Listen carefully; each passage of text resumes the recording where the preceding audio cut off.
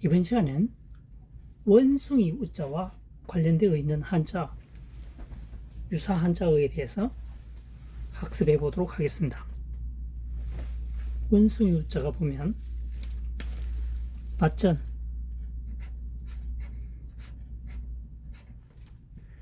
그 다음 남은 것이 짐승 발자국 유입니다. 유. 짐승 발자국 유. 그러면 풀이를 해보겠습니다. 밭에 짐승의 발자국을 남기지 않는 동물은 원숭이라는 얘기입니다. 역접으로 풀이합니다. 대부분 동물은 다 발자국을 남기죠. 원숭이는 지능지수가 높기 때문에 발자국을 남기지 않는다라고 가설을 하는 겁니다. 그래서 밭에서 발자국을 남기지 않는 동물은 원숭이다. 그래서 원숭이 우자가 되겠습니다. 원숭이고 2번 붙일우 붙어살우입니다. 진면이죠. 진면. 집 아래에 뭐가 있습니까? 원숭이가 있습니다. 그래서 일본이나 미국 등지에 뭡니까? 원숭이가 굉장히 많이 살고 있습니다. 그래서 사람과 더불어 산다 이렇게 표현을 하는 겁니다. 그래서 집에 붙어 사는 동물은 뭡니까? 원숭이다. 그래서 붙어 살 우가 되겠습니다. 우거 집 거자죠. 3번 어리석을 우입니다. 원숭이 우, 그 다음 아랫부분에 마음심이 들어가 있습니다. 마음심. 원숭이의 마음은 뭐죠? 어리석다는 얘기입니다. 조삼모사라는 말이 있죠. 아침에 3개, 저녁에 4개. 이렇게 숫자를 바꾸니까 7개인데 아침에 3개, 저녁에 4개. 아침에 4개, 저녁에 3개 하니까 아침에 4개, 저녁에 3개를 선택한다는 얘기겠죠. 그래서 원숭이는 어리석다는 얘기입니다. 그래서 동물 중에 아예 애초에 어리석은 애는 등장하지 않는데 원숭이 나름 똑똑하기 때문에 제게에 속는다는 얘기입니다. 그래서 원숭이의 마음은 어리석다. 어리석을 우가 되겠습니다. 우직하다. 다음 4번입니다. 우연우죠. 자구자입니다. 사람인 변 원숭이 우자입니다. 사람과 원숭이가 일부 닮았다라고 하는 것은 우연의 일치인가? 아니면은 사람과 원숭이가 짝을 이룬다고 하면 동물 중에 닮은 꼴을 모으게 되면 원숭이와 사람이 짝이 될 확률이 있겠죠. 가장 많이 닮았으니까요. 짝우, 우연우 되겠습니다. 대우. 그 다음 5번 힘쓸 여자입니다. 좌측에 있는 글자가 갈여자입니다. 갈여, 힘쓸여.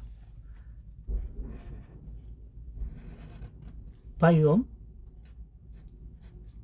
1만만이죠. 바위 내에서 1만 번이나 갈고 있다는 거죠. 굉장히 힘쓰고 있다는 얘기입니다.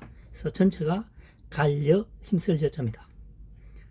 그래서 우측에는 힘력이 되어 있죠. 힘을 이용해서 굉장히 힘쓰고 있다는 얘기입니다. 그래서 쉽게 표현하려면 노동력으로 힘을 쓰고 있다. 과거에 대부분 노동력을 제공을 했죠. 기계로 한 건 없었습니다. 한자어를 만들 당시 말이죠. 그래서 장려하다. 1번 원숭이 우자입니다. 밭전자 짐승 발자국 유입니다. 밭에서 짐승 발자국을 남기지 않는 유일한 동물은 이렇게 표현을 해보겠습니다. 유일한 동물은 원숭이다라는 얘기죠. 우리가 알고 있는 동물 중에서 가장 지능지수가 높은 애가 원숭이입니다. 그래서 원숭이는 흔적을 남겨두지 함으로써 다음 기회에 또 훔치러 오겠다는 얘기입니다. 그래서 원숭이 우자가 되겠습니다. 2번 푸트살우입니다. 뒷면, 집 아래에, 집 안에 원숭이가 붙어 산다는 얘기입니다. 원래 원숭이는 자연에서 살아야 되는데 일본이나 미국 같은 경우에는 사람과 가까이에 살죠. 그래서 푸트살우가 되겠습니다. 집에 원숭이들이 인간과 더불어 산다. 더불어 살루, 푸트살루, 푸칠루 되겠습니다. 우그. 3번 어리석을 우입니다. 밭전 짐승 아니죠. 밭전서 짐승 발자국류는 원숭이 우자입니다. 원숭이 우 마음심. 원숭이의 마음은 어리석음을 가지고 있다. 반똑똑이니까 그렇죠. 그래서 조삼 모사는 말이 있습니다. 아침에 3개, 저녁에 4개. 아침에 4개, 저녁에 3개를 선택한다는 거죠. 조삼모사. 우직. 그 다음 4번 우연우자입니다. 사람 인변 원숭이 우자입니다. 원숭이와 사람은 짝을 지우게 되면, 짝을 지운다는 것은 비슷한 동물끼리 짝을 지우게 되면 확률이 높아지겠죠. 사람과 말, 소, 돼지, 개 닮았다라고는 생각을 하지 않겠죠. 사람과 닮은 것으로 짝을 짓게 되면 원숭이가 높다는 겁니다. 그래서 짝우, 우연우 풀이할 때는 사람과 원숭이가 닮았다는 것은 우연의 일치일까? 뭐 이렇게 표현을 하면 되겠죠. 여기서는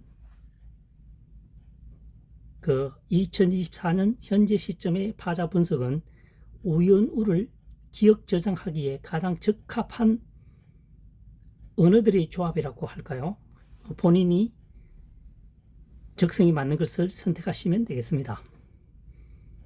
그 다음 5번 힘쓸 여자입니다. 힘력을 빼고 바위옴 1만만입니다. 바위 안에서 1만 번이나 간다는 거죠. 그래서 갈려, 힘쓸려 되겠습니다. 그래서 우측의 힘력을 사용함으로써 보다 더 구체적으로 노동력을 제공한다는 느낌이 확 옵니다. 그래서 힘쓸려가 되겠습니다. 장려하다.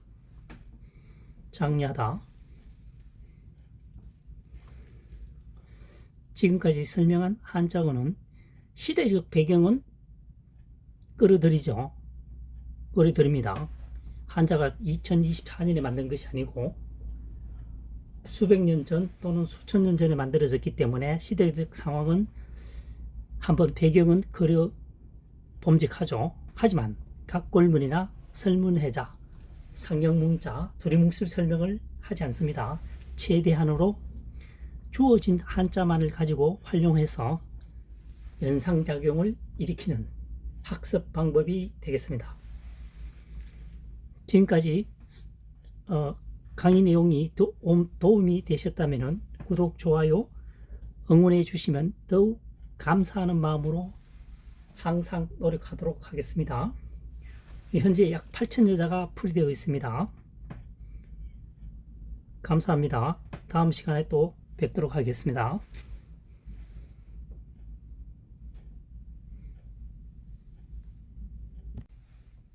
이번 시간에는 황새관입니다. 황새관, 기뻐할 환, 권할 권, 물댈관, 권쇠권. 공통어는 황새관이 포함되어 있습니다. 다시 말해서 황새관이 포함되어 있는 한자어를 2024년 현재 시점에서 파자 분석하는 학습 방법을 설명해 보도록 하겠습니다. 1번 황새관입니다. 초두머리초입니다. 풀초머리라고 하는 게 좋겠죠. 풀초머리입니다. 머리에 해당하니까요. 그 다음 입구가 2개입니다. 그 다음 남은 것이 세추죠.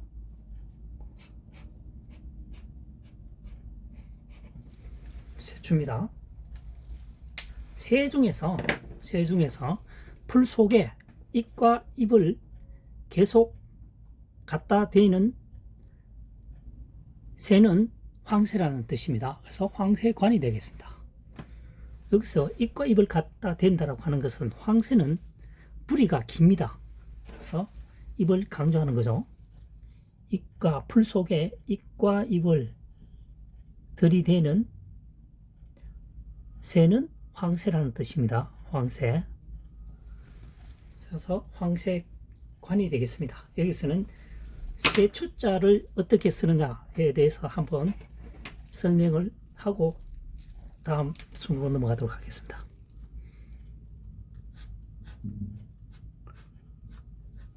이렇게 되면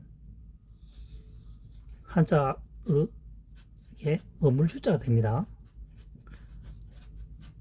그 다음 남는 것이 뭐냐면은 머리두자가 되겠습니다. 머리두.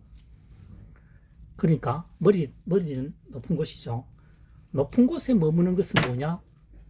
세다는 뜻입니다. 그래서 머물 주자와 머리 두자가 합해진 것이 세 주자가 되겠습니다. 그래서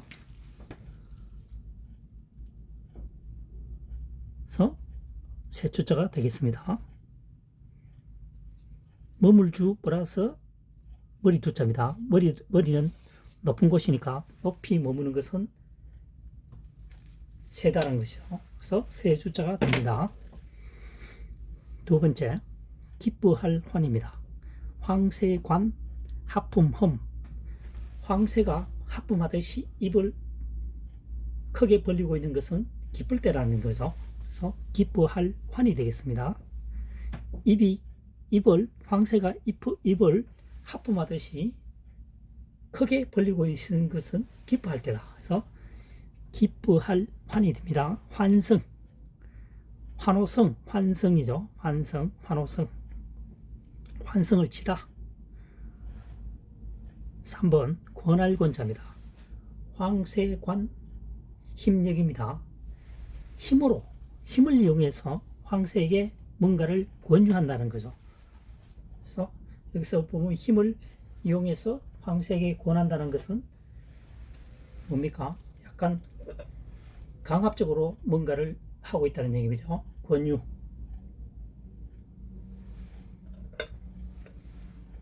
(4번) 물뗄관입니다. 물수변이죠. 황새관입니다. 황새가 물을 먹고 있습니다. 황새가 강가에서, 강이라고 가정하고요. 황새가 강에서 물을 먹고 있습니다. 조금 전에 1번에서 설명했다시피 부리가 지나치게 길죠. 다른 동물에 비해서. 그래서 보면은 파이프에 대고 물을 대는 것 같다는 거죠. 논에 물을 대는 것 같다는 얘기입니다. 해서 물뗄 관자가 되겠습니다. 황새가 물을 먹고 있는 모습은 논에 물을 대고 있는 것 같은 느낌이 온다. 물뗄 관입니다. 관목. 5번 권새권입니다. 나무목이죠. 황새관입니다. 나무 사이에 뭐가 있습니까? 황새의 무리가 있다고 하는 것은 황새가 다른 종류의 새를 물리쳤다는 얘기입니다. 권세를 가지고 있다는 얘기입니다. 그래서 권새권입니다. 그 지역에 영역을 차지했다. 영역을 점유했다는 의미가 되겠죠. 그 일정 부분에 황새만이 있다라고 하는 것은, 그래서 권자가 되겠습니다. 권력이죠. 자, 다시 한번 보겠습니다. 1번 황새관입니다. 풀초머리, 풀 아래에 새 중에서 여러 개의 입으로 합쳐져 있는 것은 새는 황새라는 얘기죠. 황새의 부리는 깁니다. 참새, 또 뭡니까? 갑자기 생각이 안 나는데 기러기, 까치 뭐 이런 것보다는 굉장히 이 주둥이가 깁니다. 부리가 깁니다. 어디에 비해서 까치, 참새 뭐 이런 것 말이죠. 그래서 풀 속에 입을 거듭 합쳐 놓은 것처럼 쭉 뻗는 새는 황새다. 황새관이 되겠습니다. 황새 2번 황새관 하품흠이죠. 황새가 하품을 하듯이 입을 쩍 벌리고 있는 것은 포만감에서 나오는 표정이 되겠습니다. 기뻐할 환입니다. 환호성, 환성. 3번 권할권자입니다. 황새관 힘력이죠. 황새가 힘을 써서 또는 힘을 가하여 어떻게 한다는 거죠. 그래서 권할권입니다. 권할권. 그래서 권유하다. 4번 물뗄관입니다. 물수변 황새관. 물을 먹고 있는 황새를 지켜보면 마치 논에다가 물을 대는 느낌이 온다. 물뗄관 되겠죠. 그래서 관목, 관수 이렇게 되겠죠. 관수. 5번 권세권입니다. 권세권. 나무목이죠. 나무 옆에 뭐가 있습니까? 황새의 무리가 있다고 하는 것은 일정 영역을 점유했다는 뜻입니다. 권세를 쥐었다는 얘기죠. 그 지역, 일부 지역에. 그래서 권세권이 되겠습니다. 지금 2024년 현재 시점에서 파자 분석을 통해서 한자 학습을 하고 있는 것은 주어진 한자만을 가지고 지금 풀이하고 있습니다. 물뗄관, 예를 들자면 물뗄관, 물대다라고 하는 것은 훈이죠. 훈이고 관은 음입니다. 훈과 음에 맞게끔 주어진 한자말을 가지고 최대한으로 학습을 한다는 거죠. 여기서는 각골문, 설문해자가 전혀 등장하지 않습니다. 다만 이 한자를 만들 당시에 시대적 배경은 생각을 해야 되겠죠. 현재 2024년에 글자 만드는 거하고 수백 년 전에 만들었던 것하고는 분명히 차이가 있습니다. 그래서 한자사랑이 설명하고 있는 영상이 도움되셨다면 구독, 좋아요를 통해서 응원해 주세요. 항상 감사하는 마음으로 더욱 노력하도록 하겠습니다. 다음 시간에 또 뵙도록 하겠습니다.